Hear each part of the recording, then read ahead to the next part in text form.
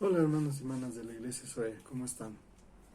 Pues ya llegamos a otro domingo más donde vamos a compartir la palabra de Dios por este medio. Seguimos cuidándonos y seguimos siendo prudentes en medio de lo que estamos viviendo y les compartimos un domingo más la palabra de Dios a través de estos medios.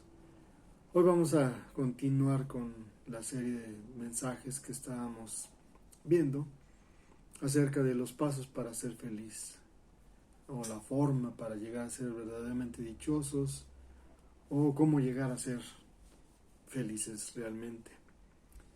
Vamos a seguir hablando de lo que otras personas llaman las bienaventuranzas. Vimos de una forma introductoria las bienaventuranzas en el Evangelio de Mateo, donde Jesús nos presentó la postura correcta que debemos tener hacia la propuesta de Dios. Se había desviado esa propuesta, se había vuelto una religiosidad, se había vuelto un sistema humano simplemente. Y cuando Jesús viene y presenta claramente, explica claramente esa propuesta, cambia todas las cosas. Y lo hicimos a través de estudiar ahí el inicio de ese mensaje que Él da para invitar a todos los que Él llamó a ser sus discípulos a entrar a esa nueva dimensión, esa nueva forma de entender, o de la forma correcta de entender la propuesta de Dios. Hoy vamos a seguir con algo que también tenemos que entender en la forma en que se dio esa palabra que vamos a estudiar. Vamos a entrar a un libro que a muchos les parece difícil, pero que en realidad no tiene mucha dificultad cuando eres guiado por Dios y cuando tú permites que el Espíritu Santo te hable, y además pues estudias un poquito. Vamos a tener las bienaventuranzas del Apocalipsis. Así sería la forma técnica de llamarle, pero yo les diría cómo nos enseña el Apocalipsis a ser verdaderamente felices. Los pasos que el Apocalipsis nos aconseja para ser verdaderamente felices. Vamos a leer Apocalipsis 1:3. Recuerda que puedes ponerle pausa y continuar en el momento que lo necesites. Apocalipsis 1:3 dice: Bienaventurado el que lee y los que oyen las palabras de esta profecía y guardan las cosas en ellas escritas, porque el tiempo está cerca. Eso es exactamente lo que dice Apocalipsis 1:3. Apocalipsis es un libro que cuando las personas no lo entienden les da miedo y piensan que el Apocalipsis está lleno de juicio, de destrucción, de fenómenos naturales, de catástrofes y de cosas así. Y resulta que no, es exactamente todo lo contrario. Realmente los cristianos del primer siglo, quizá del segundo siglo, un poquito a inicios del segundo siglo, estaban viviendo las cosas más terribles de su vida. Muertos en el Coliseo Romano, frente a leones o gladiadores, asesinados, despojados de sus pertenencias, traicionados por sus propios familiares o conocidos, perseguidos por todo lado, a través de agentes encubiertos, si así lo quisiéramos ver, y los gobernantes en todos lados queriendo acabar con ellos, desde el lado religioso hasta el lado político, civil, queriendo acabar con ellos. Y encontramos a Juan en una isla triste, cabizbajo y exiliado, no sabiendo qué hacer. Entonces es ahí donde, en medio de la situación difícil que estaban viviendo Juan y todos los cristianos de aquel tiempo, se da el Apocalipsis. Y el Apocalipsis empieza exactamente con esa bienaventuranza. 3 puntos de este versículo que nos van a hacer que reflexionemos en cómo encontrar la verdadera felicidad. Ya hemos estudiado la palabra bienaventurado. Ya sabemos que habla de una macro bendición. Exactamente sería eso la forma más directa, específica de traducir. Bienaventurado es tener una macro bendición, la más grande de las bendiciones. Un tiempo muy fuerte de persecución y de muerte vivían los cristianos. Y a través del Apocalipsis, Dios cambia todo. Con su mensaje en el Apocalipsis, Dios cambia todo. Y se le revela a Juan para que él lo comparta a los demás. Y empieza con algo muy interesante. Bienaventurado el que lee. Qué interesante es pensar en esto. Ahora para nosotros es fácil leer. Quizá hace 100 años no era tan fácil leer. No todos iban a la primaria, no todos terminaban sus estudios, muchos no sabían leer. Imagínense cómo estaba hace 100 años, 1920. ¿Qué pasaba en esos años? Hace 150 años mucho menos. Ahora se imaginan, hace 2000 años aproximadamente, ¿cuántos sabrían leer? ¿Cuántos estaban dispuestos a leer? ¿A cuántos les interesaba leer? Pues aquí había una situación muy especial. Dios dejó por escrito su palabra para consolarnos, fortalecernos y que fuera la guía para todo esto. Por eso es importante leer. Ahora abres tu celular y lees la Biblia. En aquel tiempo era dificilísimo leer, ¿no? Solo los que tenían dinero podían sacar copias de estos textos. Pero estos textos eran textos que iban a dar mensajes muy, muy especiales para los cristianos. La palabra de Dios para los cristianos sigue siendo más que un simple libro. Más que un libro donde guardamos la biografía de nuestro líder. No, ¿verdad? Es mucho más que eso. Por eso dice, primer punto, bienaventurado, perfectamente feliz, el que tiene una macro bendición o el que va camino o dando pasos hacia la felicidad, el que lee. Y hablamos de la Biblia, ¿verdad? Del Nuevo Testamento, del Apocalipsis. El que lee. La palabra leer en griego es importante. Se pronuncia anaginosko. Ana es hacia arriba. Ginosko es conocer. Para eso lees. La traducción más exacta de esta palabra sería todo este concepto por la forma en que está conjugado el verbo, en su tiempo, en su modo, un tiempo que habla de algo que se hace siempre, un modo que habla de algo que se estaba haciendo hasta que se vuelve algo característico de esa persona, y podría más bien traducirse así: bienaventurado el que está leyendo en público para sacar el conocimiento de la lectura. Ana hacia arriba, noxis, conocimiento, o ginosco, llegar a conocer.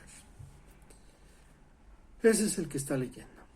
Dios está esperando que cuando leamos su palabra, nos metamos a su palabra y saquemos de su palabra lo que la palabra nos quiere decir. No obliguemos a la palabra a decir lo que nosotros queremos que nos diga, sino más bien saquemos de la palabra lo que la palabra nos quiere decir.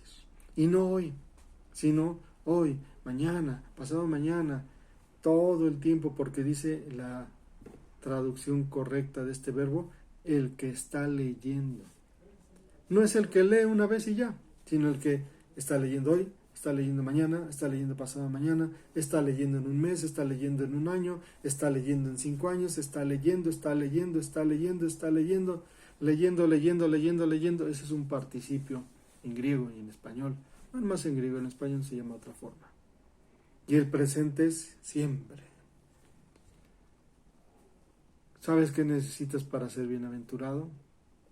Para empezarte a encaminar hacia la felicidad y hacia la bendición, leer la palabra de Dios.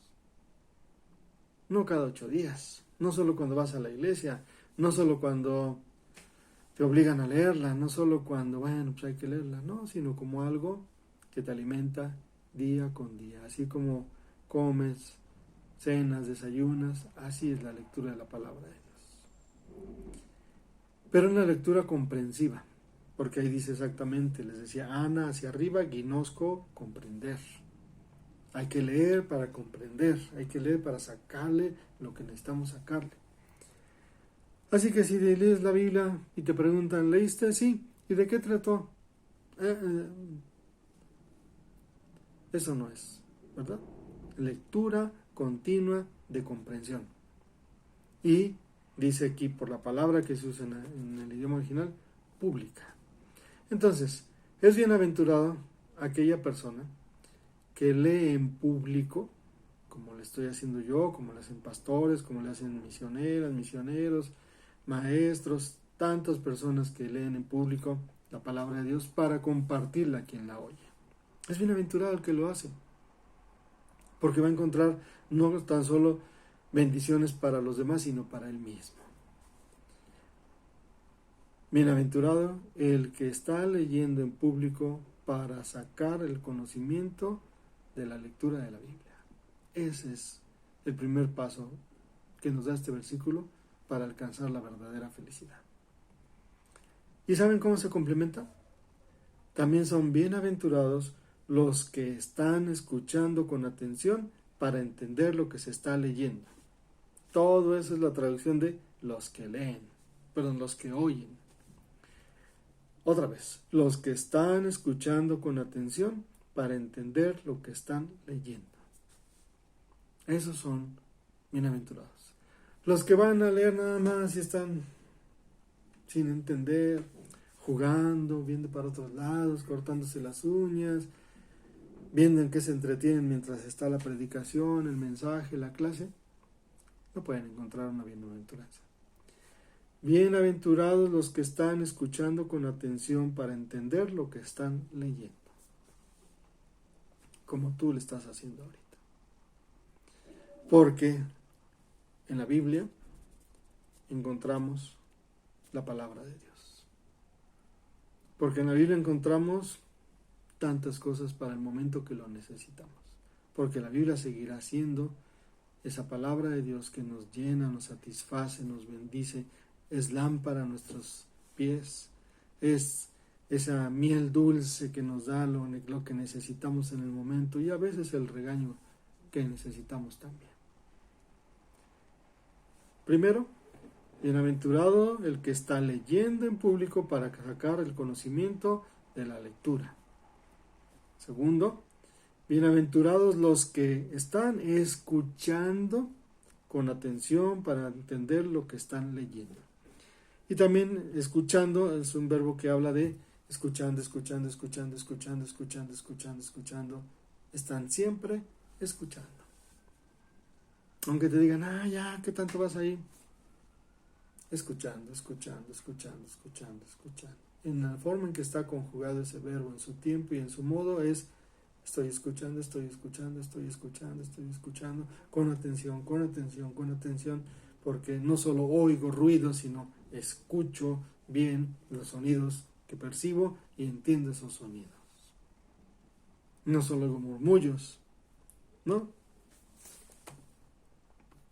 Estoy entendiendo, estoy poniendo todos mis sentidos para escuchar con claridad la lectura que están haciendo.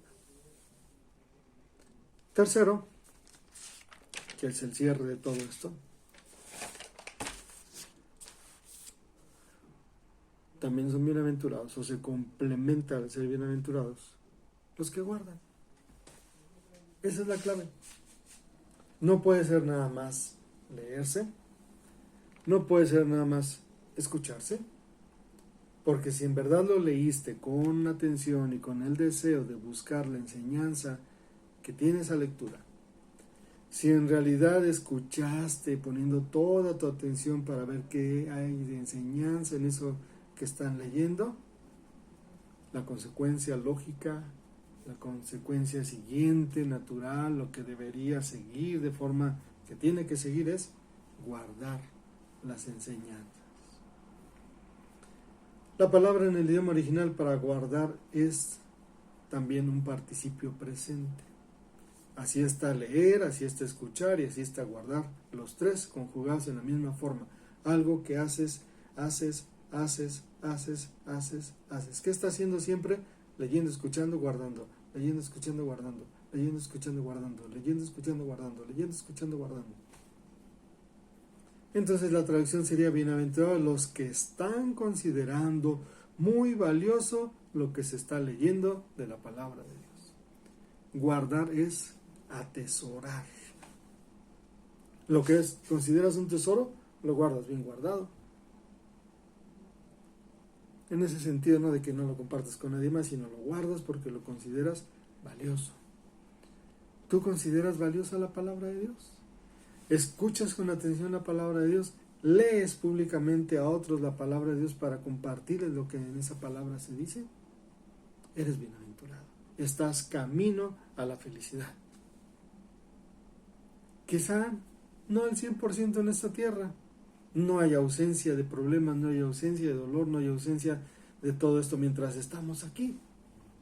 Ya allá, el mismo Apocalipsis nos dice allá, ya no va a haber llanto, tristeza ni dolor, porque ya no va a haber muerte, ni enfermedad, ni nada de estas cosas.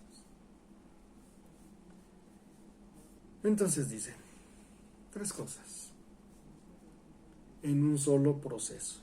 No son 3 de las 7, ¿no? Aquí hay 7 bienaventuranzas en Apocalipsis. 3 cosas en un solo proceso. Bienaventurados los que están leyendo públicamente para tratar de entender, de sacar la enseñanza de esa lectura que se está haciendo. Bienaventurados los que están escuchando con mucha atención para tratar de entender lo que se está leyendo en ese momento. Y el cierre de este proceso es: bienaventurados los que están considerando muy valioso lo que se dice o lo que se enseña en la palabra de Dios. Representada en esta ocasión por la profecía, la revelación del Apocalipsis. Eso es algo muy interesante. Es algo que a veces se nos olvida. Y es algo que a lo mejor ahora ya se hace tan monótono. Tú el domingo en la mañana puedes prender tu internet y en todo el Facebook y en todas las redes sociales oír mensajes por todos lados. Iglesias predicando, iglesias en sus cultos, porque la pandemia no nos permite a todos tener cultos presenciales. Ya se habían logrado, ahora otra vez parece que vamos a rojo, vuelven a limitar a las iglesias. Y de repente lo ves tan común que, bueno, al rato, después, sí puedo. Ahorita estoy haciendo muchas otras cosas más importantes que ponerme a escuchar la palabra de Dios. Y ese es un desventurado. Alguien que no está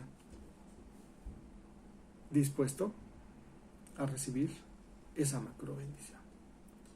¿Por qué? Fíjate por qué. Este versículo termina diciendo, porque el tiempo está cerca. Y a todos como les espantaría, el tiempo de que se acabe el mundo, el tiempo de que ya venga el juicio, el tiempo de que vengan más catástrofes, ya que nos depara más el 2021. No estoy diciendo que no sé ni qué. Probablemente haya cosas buenas, probablemente haya cosas malas, eso solo lo sabe Dios. Pero el Apocalipsis no habla de destrucción, catástrofes, cataclismos, relámpagos, erupciones. Son símbolos. El Apocalipsis habla de otro tiempo. ¿Qué tiempo? El tiempo está cerca. En griego se usan 2 palabras para tiempo: cronos, kairos o kairos. Cronos es el tiempo humano. Hay otras acepciones en filosofía y en otros momentos, pero en teología, cronos es el tiempo humano, kairos es el tiempo de Dios. ¿Saben qué palabra se usa aquí? ¿Qué creen que se use? ¿Cronos o kairos? Porque el tiempo está cerca. ¿Cuál tiempo? ¿El del humano o el de Dios? Y aquí utiliza kairos, ese tiempo de Dios, porque Dios ve las cosas de manera diferente. Dios no está ajeno a esta pandemia, Dios no está ajeno a las personas que sufren, Dios no está ajeno a tanto dolor que ha habido en las familias por todos los seres queridos que han partido a su presencia. Dios no está ajeno por tanta situación de necesidad económica que está dando, de todo lo que hay en el mundo, todo lo que estamos viendo. Dios no está ajeno. Pero el tiempo está cerca. No el nuestro, sino el tiempo de Dios. Y no está hablando de juicio. Lee con calma el capítulo 1 de Apocalipsis hoy en la tarde. Y te vas a dar cuenta que más bien es un tiempo de esperanza, un tiempo de seguridad, un tiempo de victoria, un tiempo de vivir, gozar y disfrutar la misericordia de Dios. Un tiempo de vida y no de muerte. Un tiempo de conocer profundamente el amor de Dios. Tan solo con decirte algo. Si tú sigues leyendo el capítulo 1, te vas a encontrar con que Juan ve a Jesús en medio de la iglesia y con sus pastores en su mano derecha. ¿No es esto un tiempo de más que de juicio y de catástrofe, un tiempo de esperanza, de bendición, de seguridad, de protección, de cobijo? Ese es el tiempo que está cerca, el tiempo de Dios, no el tiempo de los hombres, no el tiempo en donde decían en estos días que como un viernes 13 empezó la pandemia, ayer era viernes 13, a ver ahora qué sigue. Una fecha, un número determina la vida de las personas o la confianza en Dios. No sé qué vengan, no sé qué haya por delante, no estoy diciendo ya se acabó y no va a haber pandemia. No lo sé. Pero lo que sí sé es que el tiempo de Dios, de esperanza, de seguridad, de victoria, de vivir su misericordia, su consuelo, su fortaleza, de disfrutar y conocer profundamente su amor, de entenderlo a Él como ese papacito lindo que nos hace tantas cosas buenas, está cerca, más cerca de lo que te imaginas. Por eso es bienaventurado el que lo lee, porque cuando lo lees descubres que el Apocalipsis y la palabra de Dios no es un libro más que habla de quién sabe qué cosas que a mí no me interesan ni sirven para mi vida. No. Encuentras que cuando lees la palabra de Dios, incluyendo el Apocalipsis, hay ahí esperanza, hay seguridad, hay victoria, hay misericordia de Dios, hay protección, hay cuidado, hay consuelo, hay fortaleza, hay tantas cosas. El tiempo está cerca, el tiempo de Dios. Y el tiempo de Dios no es un tiempo de destrucción, ni de muerte, sino es un tiempo de bendición, de vida y de recreación y regeneración. Bienaventurados los que leen, los que escuchan y los que guardan todas las palabras de esta profecía, porque el tiempo de Dios para bendecirte está cerca. Sigamos adelante confiando en Dios, orando mucho por todo esto, pero sobre todo poniendo toda nuestra confianza en Dios. Bendiciones.